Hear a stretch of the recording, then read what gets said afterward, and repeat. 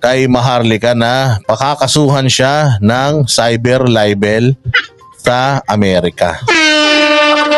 O abangan natin yung magiging abangan natin mga bossing yung magiging reaksyon ni Bagong Lipunan dito dahil sigurado tuwan-tuwa yan. Kasi noon, tinan nyo paano niya ito-twist yan. Noon, nung nagdemanda si Katunying kay Maharlika, pinagtatawanan nila. This time, itong businessman na di umano namigay ng Rolex kay Sandro, ayon kay Maharlika ay kakasuhan na si Maharlika. Hindi dito sa Pilipinas, sa LA daw. O sa LA tama. Ayan. So ito, sige, i-play natin mga bossing. Nauwi sa kasuhan ang turingan ngayon ng dalawang dating magkaibigan na parehas noong sinoportahan sa 2022 elections. Narito ang balita ni MJ Mondehar. Sa isang press conference sa Quezon City ay taas ang itinanggi ng kampo ng Filipino fashion designer na si Avel Bacudio. Ang mga pahayag ng anyay dati nitong kaibigan at vlogger na si Maharlika. Dating malapit na magkaibigan sina Bacudio at Maharlika o Claire Contreras sa tunay na buhay. Sa katunayan nga pareha silang supporter ng Uniteam na Pangulong Bongbong Marcos at Vice President Sara Duterte. Pero ngayon, kilala ng kritiko ng Marcos administration si Maharlika. Una sa mga itinanggi ng kampo ni Bacudio ay ang sinuhulan daw nito ng mamahaling relo si Presidential Son at Ilocos Norte Representative Sandro Marcos para makakuha ng proyekto sa gobyerno. Itinanggi rin ito na si First Lady Liza Marcos ang dahilan kaya nakakuha ng Shenzhen at US visa ang kanyang pamilya. Ang tindi naman nung mga paratang na yun kasi ni yung mga paratang ni Fair Lady Maharlika namigay daw ito si kuya ng mamahaling relos. Tapos yung buong pamilya daw nito nagkaroon ng Shenzhen. Walang hiya. Kung itong maman to kayang mamigay magregalo ng Rolex, sigurado ko kayang-kaya nitong kumuha ng Shenzhen. Dali-dali kumuha ng Shenzhen. Mas madaling kumuha ng Shenzhen kaysa sa US visa. Shenzhen, 500,000, meron ka sa bangko, ma-approve ka dyan. Diyos mio. Hindi rin daw totoo ang issue na tumatanggap ito ng kickback mula sa DPWH. Pinasinungalingan rin ito ang mga pasabog ni Maharlika sa kanyang YouTube channel na agad nakabili si Bacudio ng milyong pisong halaga ng bahay pagkatapos manalo ni Pangulong Bongbong Marcos sa eleksyon. We categorically denied all of those allegations. Dapat ganyan. Pag may aligasyon, i-deny nyo. Bakit ngayon nyo lang kasi dinideny? Ang tagal-tagal na yan. Kung sana noon pa kinalat yan, tapos categorically deny nyo. Kahit na hindi muna kayo magdemanda, just deny it. O di sana maganda, kaya lang pag pinahaba nyo, ang tagal-tagal na. Last year pang issue yun Ngayon lang kayo nagdemanda. Di ibig sabihin, pagka ngayon lang kayo nagdemanda, baka nauudyokan nga kayo. Hello, good morning. Good morning, Ma'am Kish. How is you?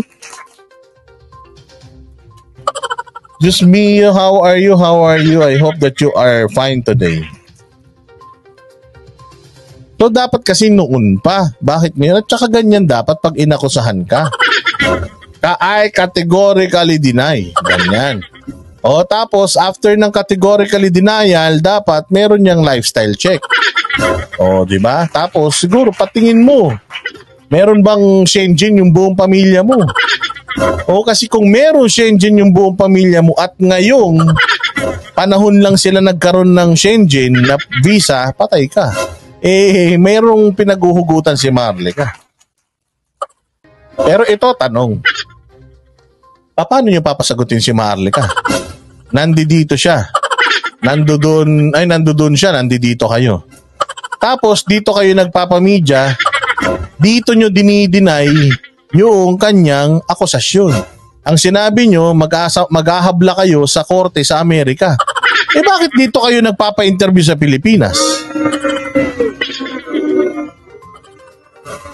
Magpa-interview kayo sa CNN, sa Al Jazeera. Doon, sa Amerika, kayo sabihin na naman Al Jazeera, di naman Amerika yun. Sinabi ko lang. CNN, Reuters, ano pa ba? CNBC. Doon kayo magpa-interview, wag dito sa Pilipinas. Pinasayang niyo yung airtime. Marami tayong problema sa Pilipinas eh. Pero dapat ganyan, no? Katulad niya, si PRRD, inakusahan si PBBM na bangag daw. Hindi naman niya dininay because ayaw daw niya i-dignify. Pero si PRD, nung sinabi niyang sabog sa fentanyl, nagpaliwanag naman si PRD. Diba? Bakit hindi natin sinisingil yung mga nasa pamahalaan na sagutin? Yung mga patutsyada sa kanila, ano sila? Kumbaga, kailangan nilang sagutin yun dahil ano yan, yung interest ng taong bayan yan. Puputulan ka ng ilaw tapos may Shenzhen. Ganun ba? Sige. Play. And we shall prove in a court of law that those are all false. Dahil dyan, isang $2 million cyber libel case ang isinampa ni Bacudio laban kay Maharlika sa Ang cyber libel case. Sa Amerika po kasi mga bossing, yung cyber libel ay hindi po siya kriminal. Kaya nga ginagaya yan dito sa Pilipinas eh. Ginagaya yan dito sa Pilipinas. Kaya nga kung matatandaan nyo, si Atom Araulio nung nakaraan, diba, nag-file siya ng kaso kay sino ba yung finailan ni Atom Araulio nun? May nagsasabi yan, kanila Badoy at saka kay Eric. Tapos pinagfa-fine niya lang yung dalawa ng danyos. Kasi sa Amerika maaari hindi nga siya kasong kriminal pero civil case yan at pwede kang makuhanan ng pera. Pwede kang pwede kang mag-fine.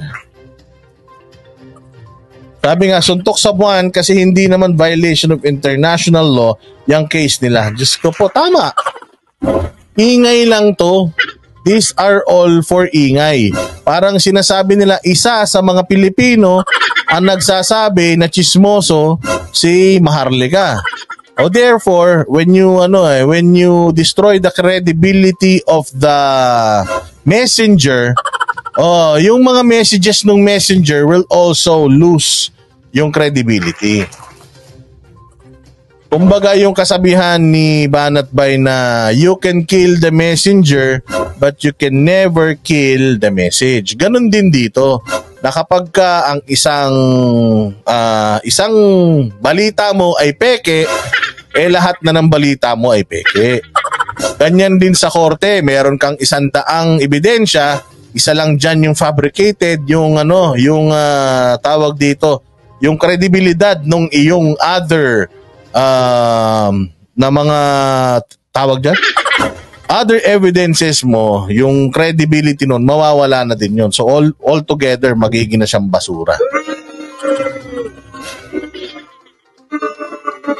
So ingay lang to. Katulad din nung ginawa ni Katunying nun. Ingay lang din na ano nangyari kay Maharlika. Parehas lang yun libel, cyber libel din yan. Walang nangyari nun. Ngayon meron silang patutsyada na sa Amerika nila isasampa. Ang tanong, sa mga abogado dito, kung ikaw ay Pilipino, pwede ka bang magsampa sa korte sa Amerika ng kaso against an American? Kasi hindi ko lang alam kung dito sa Pilipinas, let's say for example, merong yung ambassador ng China pupunta dito sa Pilipinas, sasampahan ng kaso yung naninira sa kanila dito sa Pilipinas na vlogger. Ano ba yon? Pakikinggan ba ng justice system natin yun? Hindi natin alam. Sige, diretso natin to. But anyway, sa $2 million is what? 56. So 12 million pesos. Hindi daw pwede American citizen si Maharlika. Ayun nga, hindi sinabi ko naman na yan nun. Si Katunying nga, hindi rin umusad yung kaso niya. US Central District sa Los Angeles. Ayon sa complainant, hindi na raw sana ito magrereklamo dahil ayaw nito ng gulo. Pero marami na raw kasing apektado sa mga banat sa kanya ng vlogger.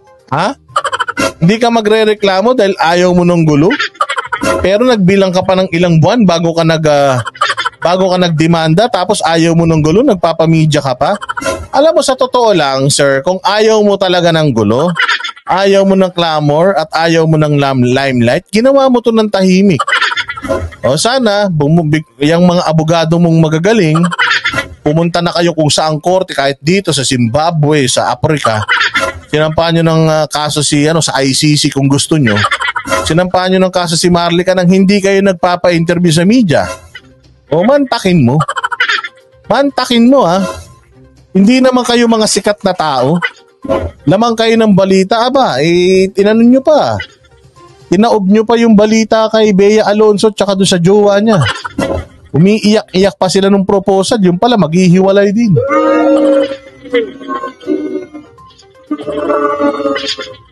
Ay, Diyos mio. Sa susunod, para maniwala kami sa inyo na ayaw nyo ng cheche bureche, huwag kayong magpamedya, gawin nyo ng palihim. Umalis kayo madaling araw para walang nakakakita sa inyo.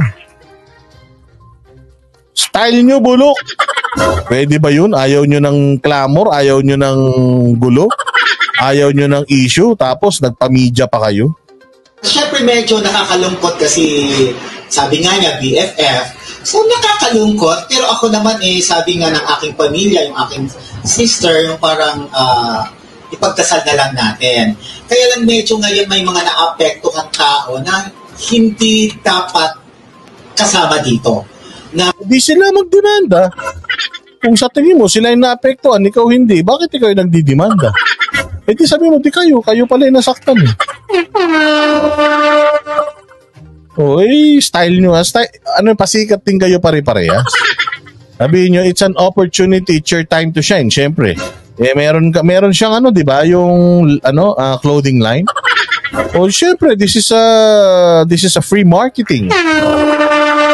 Free advertisement, di ba? Publicity. Di magbo-boom yung business mo, lalo na nandoon ka sa negosyo ng art, which is damit, mga fashion designing, di ba?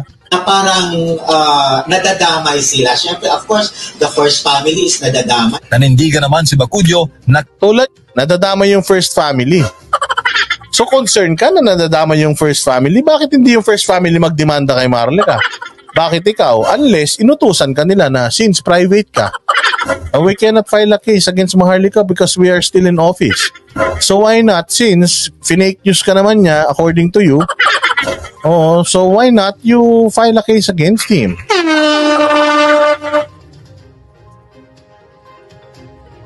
Sabi ni Gogel, pwede daw magkaso. Pero mag-hire ka ng American lawyer. Kung kasing yaman mo si Pastor Kibuloy. May mga sinampang kaso kay Pastor Kibuloy sa Amerika. Pucha, nag-hire siya ng mga American lawyers. Sige. Pasok. Sige, diretso. kliyente niya lang sa mga damit ang first family at hanggang doon lamang ang kanilang ugnayan. Ayon naman sa US-based Filipino lawyer na si Ernedo Valera, decriminalize ang cyber libel sa US. This is purely a civil matter. It is not a criminal matter. Yeah, pero gusto yun nga. If it's a civil matter, magbabayad ka pa rin kapag napatunayan kang may kasalanan na talagang dinefame mo or fake news mo. Itong tao na to, 2 million is 2 million. Laking pera nun, my goodness. Kasi pag nilitis yung libel na yan, lalabas yan. Titignan talaga ano yung intention, ano yung motibo, ano yung malalim na dahilan, bakit mo sinabi yan, at ano yung batayan mo. So, papasok ka ngayon sa evidence. So, inisyuhan naman ng summons si Maharlika mula na maisampa ang kaso noong January 24. Sa ngayon, wala pang sagot si Maharlika sa kaso. Para sa Diyos, wala, hindi siya sasagot sa kaso. Panoorin niyo yung vlog niya. Sabi nga niya sa vlog niya kanina putya naman tong pamilya na to. Ang yaman-yaman pa. Gusto pa akong kuhanan ng 2 million.